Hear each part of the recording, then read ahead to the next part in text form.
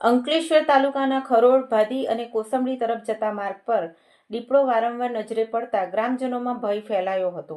રાત્રિના ખેતર તરફ જતા ખેડૂતોમાં ભય વધતા ખરોડ ગ્રામજનો દ્વારા ખરોડ ગામની સીમમાં આવેલ બનિયા વગામાં દીપડો નજરે પડ્યો હતો. તેનો વિડીયો પણ સામે આવ્યા હતા.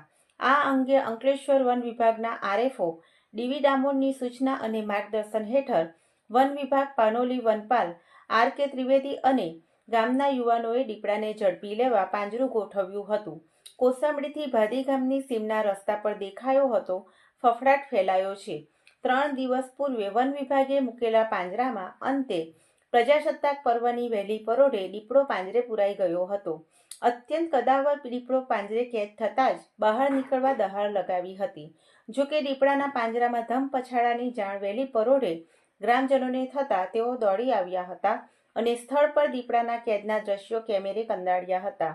તો વન વિભાગને જાણ કરવામાં આવતા સ્ટાફ સ્થળ પર દોડી આવ્યો હતો અને દીપડાના પાંજરા સુરક્ષિત રીતે શાલીમાર નર્સરી ખાતે લઈ ગયા હતા, જ્યાં માઇક્રોચિપ સાથે ટ્રેકિંગ ચિપ લગાવી તેની આરોગ્ય ચકાસણી કરી સુરક્ષિત વન્ય વિસ્તારમાં મુક્ત કરવા માટેની વન વિભાગે કવાયત શરૂ કરી હતી.